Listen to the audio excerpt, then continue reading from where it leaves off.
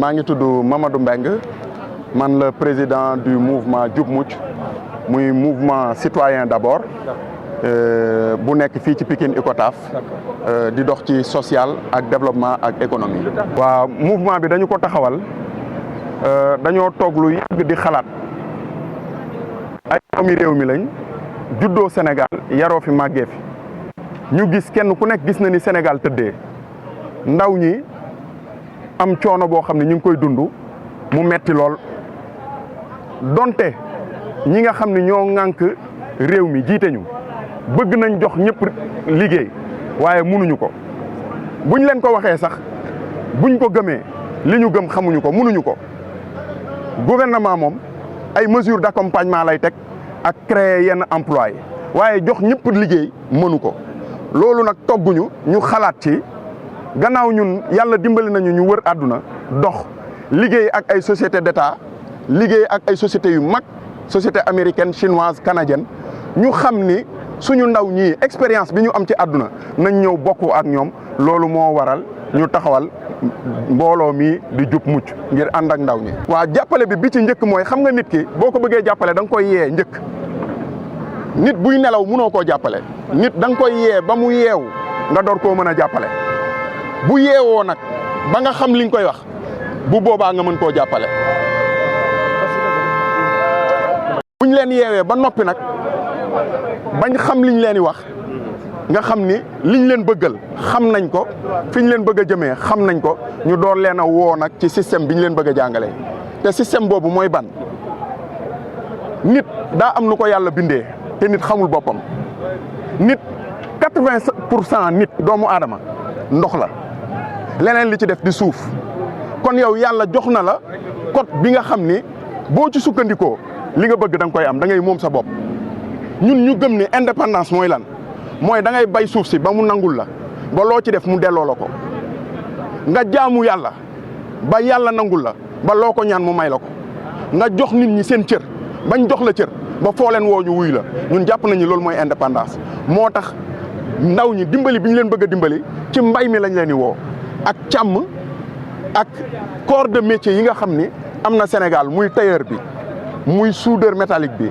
muy corps de métier yi ñu xam yëpp bu benn ndaw xeeb boppam nit ki sous-développement mi ngi tàmbalee ci man BFEM laa am mënatuma tekki ci àdduna déedéet jàng pour xam la pour xam kese la donte nag ay buntu la yoo xam ni mun na la yóbbu ci tekki am na ci waaye jàng pour xam la boo xamee ba noppi nag da ngay dem nag xamlu sa bopp yow lan la leen doon doyee am na nuñ lay doyee ci kaw suuf mooy nga dem ci suuf si comme yow code bi yàlla jox na la ko yow sa jëmm yëpp suuf la ak ndox waaye boo delloo ci suuf ak ndox da ngay développé ñaari ay référence la bu ñu dajee rek lu positif lay jur kon loolu ñun lañ xalaat di fikru ba ne nañu woo ndaw ñi ci bay ak sàmm ak corps de métier yi nga xam ne am na Sénégal utal nañ ko nag ay plateforme ndax duñ ko teg ci dox nii rek di mbëkk di dem ci xam-xam lañ koy teg gis ngeen sànq am na ay ingénieur agronome yu fi nekk am na ay technicien en élevage yoo xam ni dañoo nekk Dingiraay ñi nekk Touba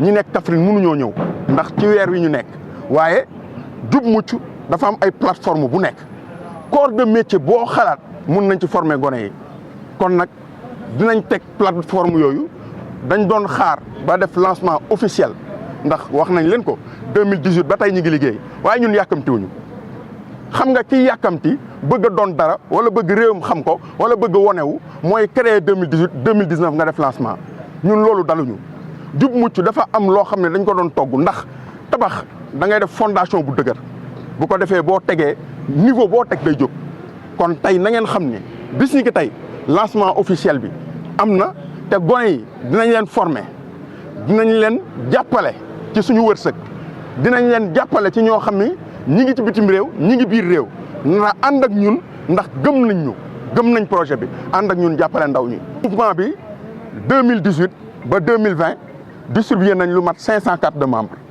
diggante 2020 ba 2022 li ñu distribué ay cartes de membres ci dans la diaspora tey boo demee Congo am nañ fa Déborah mi ngi Congo actuellement elle est à Paris pour benn séminaire mais congolaise la boo demee Bénin am nañ fa Adama Diédhiou boo demee États-Unis am nañ fa Cheikhou Ndiaye boo demee Canada am nañ fa ku ñuy wax Fatou Gueye jigéen la ingénieur la boo demee France am nañ ko ku ñuy wax Boubacar Ngom d'ailleurs dem mi ngi woon ci réunion bi diaspora bi yëpp dañuy participer suñuy réunion teg nañ nag benn plan d'action ndax li ñu leen ko waxee mooy suñu réew daf ñoo ñor plan d'action bi ñu teg nag ñooñu ñëpp lañ koy àndal tey techniquement mënuñu génnee cahier de charge boo xam ne wala plateforme boo xam ne wala base de données boo xam ni dañ leen di jox parce que ñun bëgguñu mettre la charrue avant les bœufs tey duñu ñëw di leen jox ay chiffres wala ñu leen di jox ay tant de membres te base de données bi demuñu xool référé wu ci base de données bi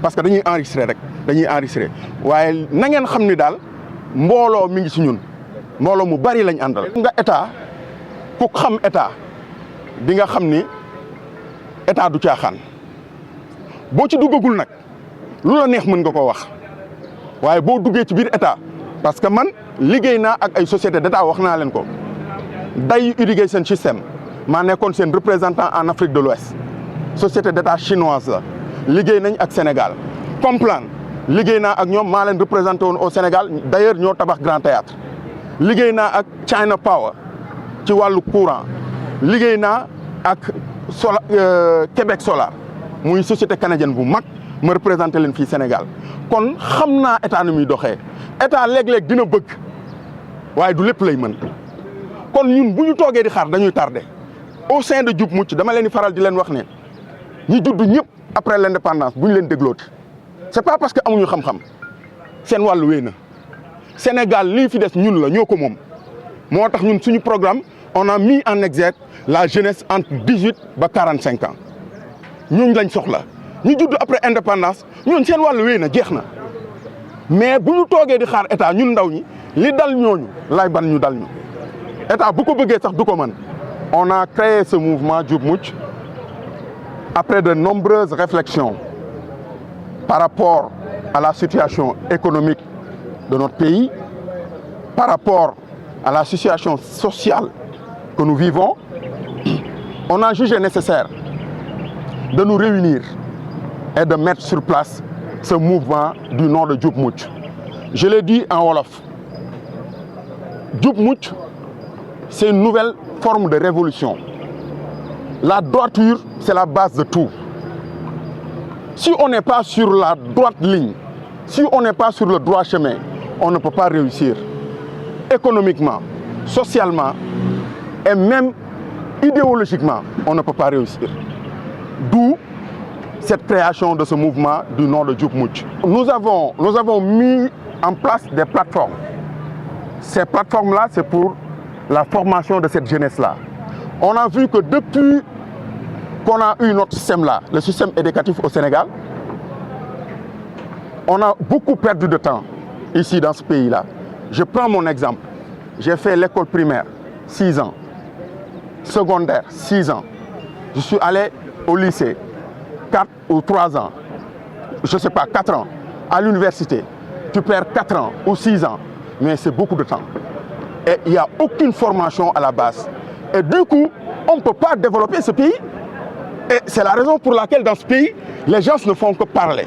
On n'a que de beaux parleurs. C'est excusez-moi du terme, mais ces gens qui nous gouvernent, ils ne font que parler. Parce que c'est des avocats. On n'a pas eu de formation. Nous avons besoin de formation pour cette jeunesse-là.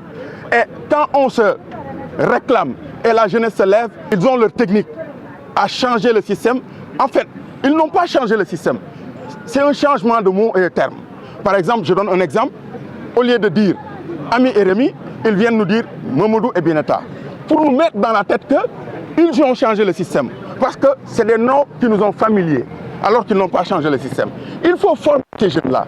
On a besoin de formation en agriculture moderne, que ce soit la mécanisation de l'agriculture, que ce soit l'industrialisation, et qui va nous mener vers la commercialisation. Et ces jeunes-là ont besoin de ça pour être autonomes financièrement. C'est ça qui nous a poussé à créer ces plateformes-là pour cette jeunesse sénégalaise. Ça existe bel et bien. Nous avons monté et nous avons présenté des formateurs. Il y a Khemes Diouf qui est là, elle est là. Il y a Moussa Ba, ce sont des ingénieurs agronomes. Et il y a Mohamedou Moustapha Junior Nia, c'est un technicien supérieur pour la torréfaction de Café Touba. Et c'est un technicien supérieur. Donc, il y a d'autres qui sont là. Il y a même des mécaniciens. Il y a des terrains. Il y a tout le monde dans ces plateformes-là. On ne peut pas éradiquer la pauvreté à 100%, mais on fera de notre mieux. On va apporter notre pierre à l'édifice. On va aider cette jeunesse à sortir parce que tout le monde est sans savoir que nous sommes au bord du gouffre. Nous sommes dans un tournant qui est délicat. Donc si nous restons les bras croisés, cette jeunesse va aller du jour au lendemain, on va chavirer. Donc on ne va pas rester les bras croisés. On est là, debout, pieds fermes. On va unir nos forces pour aider cette jeunesse-là. C'est vrai qu'on n'a pas des moyens énormes, extraordinaires, mais on va faire avec les moyens du bord, attendant des collaborateurs ou bien des bailleurs qui sont prêts à nous rejoindre à faire ce combat-là, qui est un combat noble. Nous accueillons tout le monde, mais la cible pour cette formation, c'est entre 18 et 45 ans. Nous avons parlé de jeunesse. Quand tu as 50 ans, tu n'es plus jeune. Tu n'es plus jeune. Tu fais partie maintenant du troisième âge. Donc on a besoin de cette jeunesse-là, on a besoin de l'énergie fraîche pour que demain, c'est un projet à long terme. Ce n'est pas un petit projet, c'est un projet à long terme. Notre projet s'est étalé sur 20 ans. Raison pour laquelle nous avons dit 18 et 45 ans. Ceux qui ont 18 ans aujourd'hui, d'ici 15 ans, d'ici 10 ans, d'ici 20 ans, c'est pourquoi c'est un projet à long terme.